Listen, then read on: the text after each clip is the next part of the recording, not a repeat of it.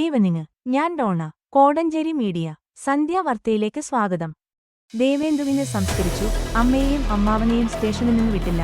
മുങ്ങിമരണമെന്ന് postmortem report. Thiruvananthapuram. ബാലരാമപുരത്ത് 2.5 വയസ്സുകാരിയുടെ മൃതദേഹം കിണറ്റില് കണ്ട സംഭവത്തില് കുട്ടിയുടെ പോസ്റ്റ്മോർട്ടം റിപ്പോർട്ട് പുറത്തു. കുട്ടി കിണറ്റില് വീണ് മുങ്ങി മരിച്ചതാണെന്നാണ് റിപ്പോർട്ട്. പോർട്ടുഗാൽക്കുണം സ്വദേശികളായ ശ്രീധുവിന്റെയും ശ്രീജിത്തിന്റെയും മകൾ ദേവേന്ദു 2.5 ആണ് മരിച്ചത്. ഇതോടെ ദേവേന്ദുവിനെ കിണറ്റിൽ എറിഞ്ഞു കൊന്നതാണെന്നുള്ള നിഗമനത്തിലേക്കാണ് പോലീസ് എത്തുന്നത്. കുട്ടിയുടെ അമ്മയുടെ സഹോദരനായ ഹരികുമാര് കുറ്റം സമ്മതിച്ചിരുന്നു.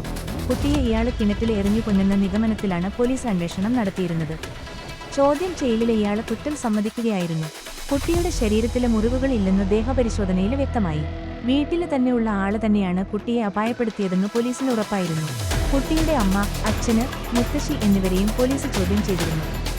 ദേവേന്ദുവിന്റെ സംസ്കാരം നടത്തി. പോസ്റ്റ്മോർട്ടത്തിനു ശേഷം മൃതദേഹം കുടുംബ വീട്ടിലെത്തിച്ചു. സംസ്കാര ചടങ്ങുകൾക്കിടെ വൈകാരിക രംഗങ്ങളാണുണ്ടായത്. ദേവേന്ദുവിനെ അവസാനമായി കാണാനും മുത്തശ്ശിയും അച്ഛനും എത്തി. പോലീസ് സ്റ്റേഷനിൽ നിന്നാണ് ഇവര് കുഞ്ഞിനെ കാണാനെത്തിയത്. അമ്മ ശ്രീധുവിനെയും അമ്മാവന് ഹരികുമാറിനെയും സ്റ്റേഷനിൽ നിന്ന് വിട്ടില്ല. ഇന്നലെ രാത്രി വീട്ടിൽ മാതാപിതാക്കൾക്കൊപ്പം ഉറങ്ങാൻ കിടന്ന കുട്ടിയെ ഇന്ന് രാവിലെയാണ് കാണാനില്ലെന്ന് മനസ്സിലാക്കുന്നത്. കുടുംബത്തിന്റെ നേതൃത്വത്തിൽ തിരച്ചിൽ ആരംഭിച്ചെങ്കിലും പിന്നീട് മൃതദേഹം കിണറ്റിൽ കണ്ടെത്തുകയായിരുന്നു. കുഞ്ഞിനെ ജീവനോടെ കിണറ്റിൽ എറിഞ്ഞു കൊന്നുവെന്നാണ് ഹരികുമാര് പോലീസിനോട് പറഞ്ഞിരിക്കുന്നത്. കുറ്റകൃത്യം ഒറ്റക്കാണ് ചെയ്തതെന്നും ഹരികുമാർ പറയുന്നു. എന്നാൽ ആരെയെങ്കിലും സംരക്ഷിക്കാൻ വേണ്ടി ഹരികുമാര് കുറ്റമേറ്റെടുത്തതാണോ എന്നും പോലീസ് സംശയിക്കുന്നുണ്ട്. കുറ്റമേറ്റു പറഞ്ഞെങ്കിലും എന്തിനു വേണ്ടിയാണ് കുഞ്ഞിനെ കൊന്നതെന്ന ചോദ്യത്തിന് ഹരികുമാര് കൃത്യമായ ഉത്തരം നൽകിയിട്ടില്ല. പോലീസിനോട് കയർക്കുന്ന സമീപനമാണ് ഹരികുമാര് സ്വീകരിച്ചത്. ഹരികുമാര് ചെറിയ തോതിലെ മാനസികാസ്വാസ്ഥ്യം പ്രകടിപ്പിച്ചതിനാല് കൂടുതൽ ചോദ്യം ചെയ്ത് മൊഴി ഉറപ്പിക്കാനുള്ള ശ്രമത്തിലാണ് പോലീസ്. കുഞ്ഞിനെ പുലർച്ചെ പിതാവ് ശ്രീജിത്തിന്റെ അടുത്ത് കിടത്തിയ ശേഷമാണ് ശുചിമുറിയിലേക്ക് പോയതെന്നാണ് അമ്മ ശ്രീധു ആദ്യം പറഞ്ഞിരുന്നത്. ശ്രീജിത്തും ശ്രീധുവും തമ്മിൽ അകൽച്ചയിലായിരുന്നുവെന്ന കാര്യവും പോലീസ് പരിശോധിക്കുന്നുണ്ട്.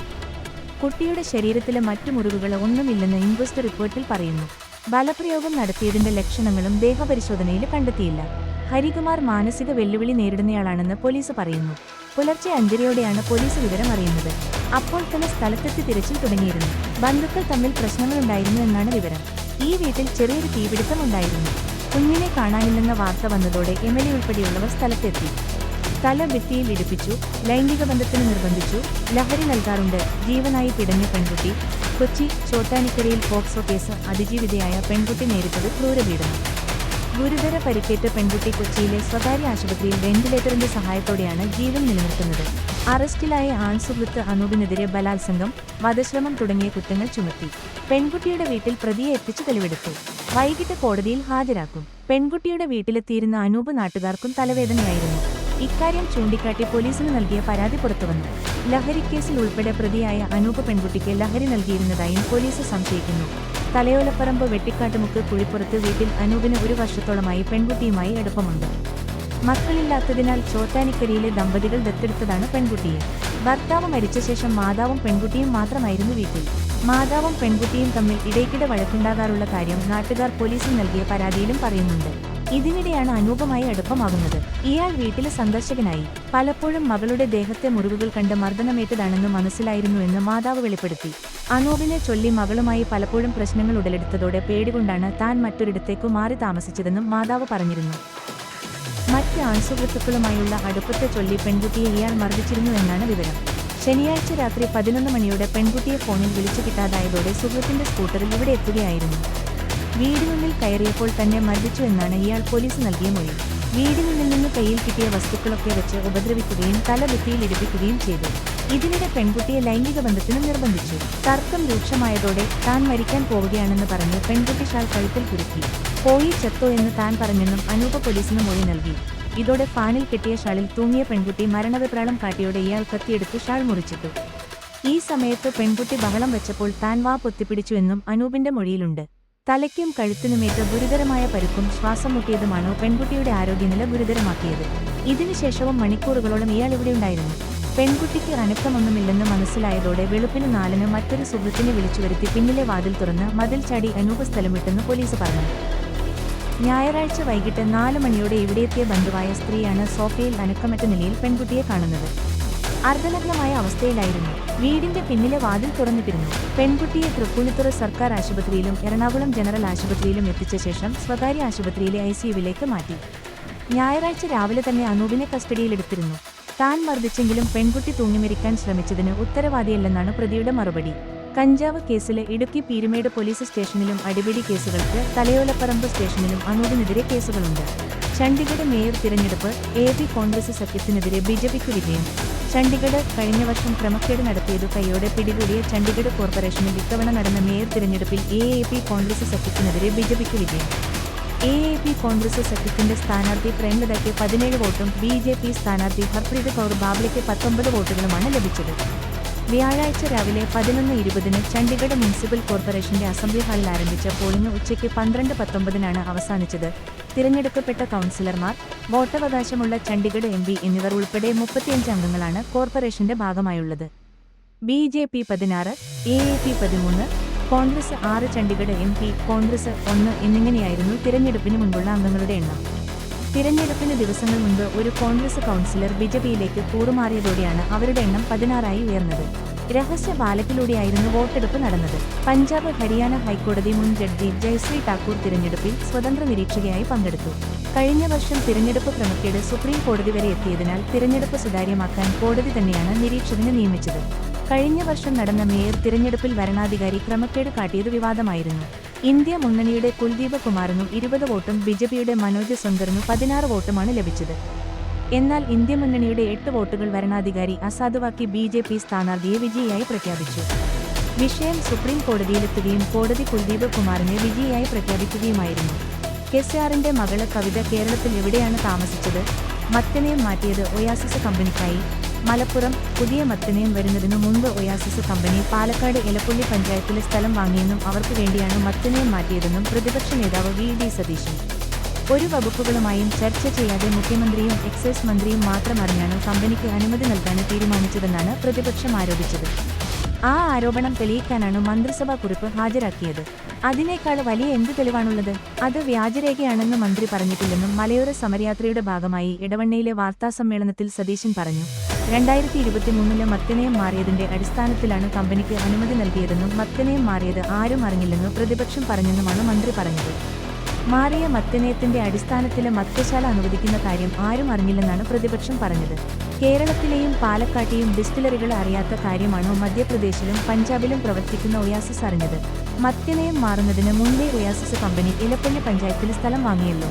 മദ്യനയം മാറുമെന്ന് അവർ നേരത്തെ എങ്ങനെ അറിഞ്ഞു? അപ്പോൾ ഒയാസിസ് കമ്പനിക്ക് വേണ്ടിയാണ് മദ്യനയം മാറ്റി അവർക്ക് മദ്യനിർമ്മാണശാല പ്രവർത്തിപ്പിക്കാൻ അനുമതി നൽകിയത്. ഡൽഹി മദ്യന കേസിലും പഞ്ചാബിലെ ഭൂഗർഭ ജലം മലിനപ്പെടുത്തിയ കേസിലും പ്രതിയാണ് ഈ കമ്പനി. ആ കമ്പനിയെയാണ് സർക്കാർ ഉത്തരവിലും മന്ത്രിയും പ്രകീർത്തിക്കുന്നത്. കമ്പനിയുടെ വക്താവിനെ പോലെയാണ് മന്ത്രിയുടെ സംസാരം. കമ്പനി ഇതുവരെ വിശദീകരണവുമായി രംഗത്ത് വന്നിട്ടില്ല. ഡൽഹി മദ്യന കേസിലെ ഈ കമ്പനിക്ക് പുറമെ തെലങ്കാന മുൻ മുഖ്യമന്ത്രി ചന്ദ്രശേഖര റാവുവിന്റെ കെ.സി.ആർ. മകള് കവിതയും പ്രതിയാണ്. ഇതേ കവിത കേരളത്തിലും വന്നിട്ടുണ്ടല്ലോ. എവിടെയാണ് അവർ താമസിച്ചത്? ഒയാസിസ് മദ്യ കമ്പനിക്കു വേണ്ടിയാണ് കവിത കേരളത്തിൽ വന്നതും സർക്കാരുമായി സംസാരിച്ചതും. കർണാടകയിലെ കോൺഗ്രസ് നേതാക്കളുടെ ഡിസ്റ്റിലറിയിൽ നിന്ന് തന്നെ സ്പിരിറ്റ് വാങ്ങണമെന്ന് ഞങ്ങൾക്ക് നിർബന്ധമില്ല. പ്രതിപക്ഷം ഉന്നയിച്ചതിനേക്കാൾ ഗൗരവത്തോടെയാണ് സിപിഐ എലപ്പുള്ളിയിലെ കുടിവെള്ള പ്രശ്നത്തെക്കുറിച്ച് പറയുന്നത്. പ്രതിപക്ഷത്തെ മാത്രമല്ല ഘടകകക്ഷികളെ പോലും ബോധ്യപ്പെടുത്താൻ സാധിക്കുന്നില്ല. അവരെല്ലാം പ്ലാച്ചിമടയിലെ കൊക്കക്കോള കമ്പനി പൂട്ടിക്കാനുള്ള സമരത്തിൽ പങ്കെടുത്തവരാണ്. പോകുന്ന പോക്കിലെ എല്ലാം തൂത്തുവാരുകയാണ് സർക്കാരിന്റെ ലക്ഷ്യമെന്നും സതീശൻ ആരോപിച്ചു.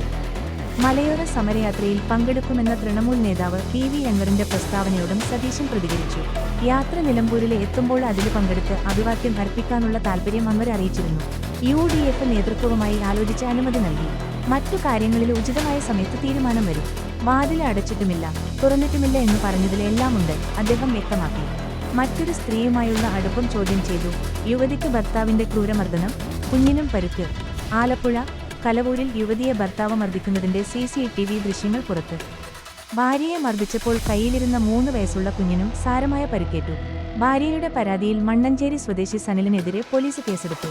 ഇയാൾ ഒളിവിലാണ്. മറ്റൊരു സ്ത്രീയുമായി സനിലിനുള്ള അടുപ്പം ചോദ്യം ചെയ്തതിലുള്ള വൈരാഗ്യത്തിൽ ഭാര്യയെ മർദ്ദിച്ചതെന്നാണ് റിപ്പോർട്ട്. ഓട്ടോ ഡ്രൈവറായ പ്രതി നേരത്തെയും നിരവധി അടിപിടി കേസുകളിൽ പ്രതിയാണെന്ന് പോലീസ് പറഞ്ഞു. മുഖത്ത് ക്രൂരമായ മർദ്ദനമേറ്റ നിലയിൽ ഭാര്യയും തലകൾ കൂട്ടിയിടിച്ച് പരിക്കേറ്റ കുഞ്ഞും ആലപ്പുഴ ജില്ലാ ജനറൽ ആശുപത്രിയിൽ ചികിത്സ തേടി. 12 വർഷം മുൻപ് വിവാഹിതരായ ഇവർക്ക് 11 വയസ്സും 3 വയസ്സുമുള്ള 2 കുട്ടികളാണുള്ളത്. എന്നാൽ സനലിന് കഴിഞ്ഞ 1 വർഷമായി മറ്റൊരു സ്ത്രീയുമായി അടുപ്പമുള്ളതായി ഭാര്യ നൽകിയ പരാതിയിൽ പറയുന്നു. ഇവരുടെ ഫോൺ വിളികളും മെസ്സേജുകളും ശ്രദ്ധയിൽപ്പെട്ട ഭാര്യ പലതവണ ഇത് ചോദ്യം ചെയ്തിരുന്നു. ഇതിന്റെ വൈരാഗ്യത്തിലാണ് കഴിഞ്ഞ ദിവസം മാരകമായി മർദ്ദിച്ചത്. കരണക്കടിയേറ്റ് തല വെട്ടിയതോടെ കയ്യിലിരുന്ന കുഞ്ഞിന്റെ തലയുമായി കൂട്ടിയിടിക്കുകയായിരുന്നു. ഭർതൃപിതാവ് എത്തിയാണ് ഇവരെ മർദ്ദനത്തിൽ നിന്ന് രക്ഷിച്ചത്. വീട്ടിലെ CCTV ദൃശ്യങ്ങളിൽ നിന്ന് മർദ്ദനത്തിന്റെ ദൃശ്യങ്ങൾ പോലീസിന് ലഭിച്ചിട്ടുണ്ട്. പെൻഷൻ പരിഷ്കരണ നടപടികൾ ഉടൻ ആരംഭിക്കുക. കോടഞ്ചേരി കഴിഞ്ഞ വർഷം ജൂലൈ മുതൽ നടപ്പിലാക്കിക്കൊണ്ടിരുന്ന പെൻഷൻ പരിഷ്കരണ നടപടികൾ എത്രയും വേഗം ആരംഭിക്കണമെന്നും മെഡിസപ്പ് കുറ്റമറ്റ രീതിയിൽ നടപ്പിലാക്കണമെന്നും കഴിഞ്ഞ പെൻഷൻ പരിഷ്കരണ കുടിശ്ശികയും ക്ഷാമശ്വാസം എന്നിവ അനുവദിക്കണമെന്നും തകർന്ന കാർഷിക മേഖലയെ പുനരധിവസിപ്പിക്കണമെന്നും KSSPU കോടഞ്ചേരി യൂണിറ്റ് വാർഷിക പൊതുയോഗം സർക്കാരിനോട് ആവശ്യപ്പെട്ടു. യോഗം കോടഞ്ചേരി ഗ്രാമപഞ്ചായത്ത് പ്രസിഡന്റ് അലക്സ് തോമസ് ചെമ്പകശ്ശേരി ഉദ്ഘാടനം ചെയ്തു. യൂണിറ്റ് പ്രസിഡന്റ് സേവിയർ വലിയമറ്റം അധ്യക്ഷത വഹിച്ച ചടങ്ങിൽ ബ്ലോക്ക് കമ്മിറ്റി അംഗങ്ങളായ MK പൊന്നൂസ്, K ശീന്ദ്രൻ, മറിയാമ്മ പോത്തുകൽ, ദേവസ്വ തറയിൽ, ജോസഫ് മുട്ടത്തുപറമ്പിൽ, ലില്ലിക്കുട്ടി ചേലപ്പുറത്ത്, ബേബി കപ്യാരുമലയിൽ, ആന്റണി ചൂരപൊയ്കയിൽ, ജോൺസൺ തെങ്ങുംതോട്ടം എന്നിവർ പ്രസംഗിച്ചു. പുതിയ ഭാരവാഹികളായി സേവിയർ വലിയമറ്റത്തിന് പ്രസിഡന്റായും ചാക്കോ നിരവത്തിന് സെക്രട്ടറിയായും ബേബി കപ്യാരുമലയിലിനെ ട്രഷററായും തെരഞ്ഞെടുത്തു. ശ്രേയസ് ചിപ്പിലിത്തോട് യൂണിറ്റ് നേത്ര പരിശോധന ക്യാമ്പ് സംഘടിപ്പിച്ചു.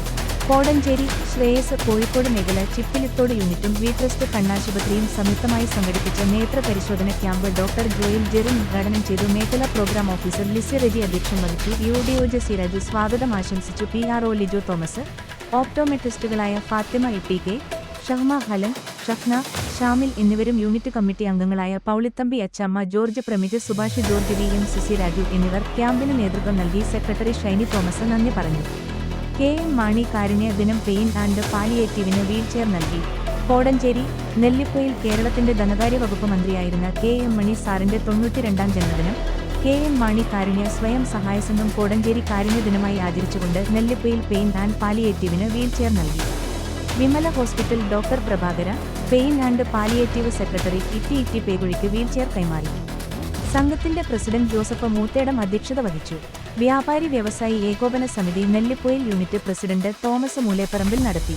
ജോസഫ് ഐരാഡിൽ, മാത്യൂസ് ചെമ്പോട്ടിക്കൽ, സംഘത്തിന്റെ secretary Joseph John Vayalil, treasurer Solomon Sebastian, Sunny Panamthottam, Rajan PJ, pain and palliative treasurer Saji Elimulliyil തുടങ്ങിയവർ സംസാരിച്ചു. ശ്രേയസ് മുറമ്പാത്തി യൂണിറ്റ് വിമുക്തഭടന്മാരെ ആദരിച്ചു. കോടഞ്ചേരി, ശ്രേയസ് കോഴിക്കോട് മേഖല മുറുമ്പാത്തി യൂണിറ്റ് സംഘടിപ്പിച്ച റിപ്പബ്ലിക് ദിനാചരണത്തിന്റെ ഭാഗമായി വിമുക്തഭടന്മാരെ ആദരിക്കുന്ന ചടങ്ങ് വാർഡ് മെമ്പർ ഷാജി മുട്ടത്ത് ഉദ്ഘാടനം ചെയ്തു. Unit director father Martin Vilangupara അധ്യക്ഷത വഹിച്ചു.